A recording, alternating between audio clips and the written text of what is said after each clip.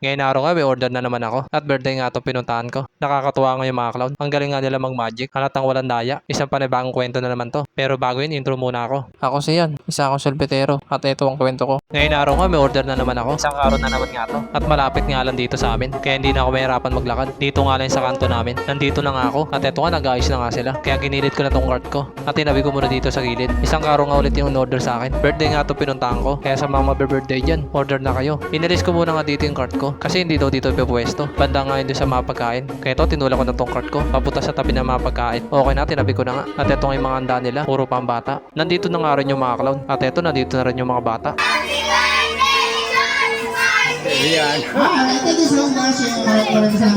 Tumambay muna nga ako dito. Kasi hindi pa sila kumakain. At shoutout nga sa makulit na to. Nag-upisa na ito magpalaro yung clown. Okay, lahat ng grade 1 po. Sino rin na grade 2? Lahat ng grade 2 po. Sino rin na grade 3? Punta rito sa harapan. Ito nga palaro nila. Hindi pwede sa grade 1 saka grade 2. At pag grade 3 nga lang. Kaya yung unang maglalaro, yung mga grade 3. Sing group yourself. Dalawa. Ako si Carter. Nagsimula na nga sila magpalaro. At ito ang palaro na to, hindi ko alam. I-comment yun na lang dyan sa baba kung alam nyo. Kasi alam ko lang pinaglalaroan. Yung damdamin. Ay ano ba yun, umugot na naman ako. Natapos na nga yung mga palaro. Kaya ito, magsisikain na sila. At ito na nga pinakahihintay ko. Nahin mo kami. Ikaw? Nahin nyo kami Okay. Sabi yung sa may-ari, in-order ko na. Inaabot na nga yung mga pagkain sa mga bata. At eto nga ako, naghihintay nga rin ako abutan. Yo, thank you. Shoutout nga pala dito. Asan yung Jollibee? Inabutan na nga ako ng coke mga bata. At hinahanap ko nga yung Jollibee. Kaso naisip ko, para lang pala yun sa mga bata. Hindi sa katulad ko naisip bata. Pati nga, buksan mo. Ayun na ba yung akin? Buksan mo. Wala na palang spaghetti. Asan yung spaghetti? Alata, kinuha mo no? Alata oh.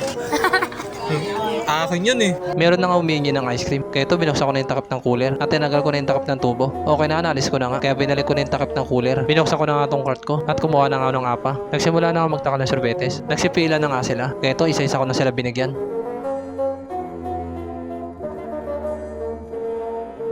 Wala na nga humihingi, kaya sinarado ko muna tong cart ko. Natapos na nga kumain yung mga bata at nandito na nga rin yung mga clown. Dahil natapos na yung palaro nila, ngayon naman daw magmamagic sila.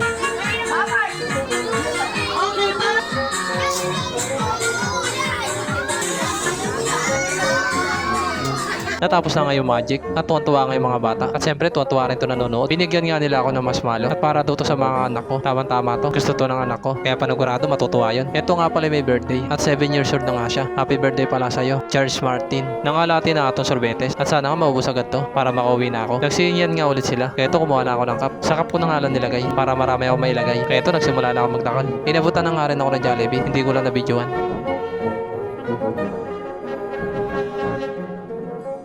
Naubos na nga yung gitna at yung gilid na lang natitira at konti na nga lang to. Natapos na nga yung birthday. Kaya ito nagagis na ng mga barya. At nakakatuwa nga, para nga lang pesta. Kasi sa pesta ko lang nakikita to, yung may nagagis ng barya. Marami nga palaro, hindi ko lang na-videoan. Isang oras na nga nakalipas, kaya ito ginabi na ako. At naubos na rin yung sorbetes. Kaya nagpaalam na ako kay ate at tinula ko na nga tong cart ko. At shoutout nga pala sa nanay na may birthday. Kasi ang dami niya binigay sa akin, lalo na yung ulam. Kaya paano mga boss, hanggang dito na lang. Yan.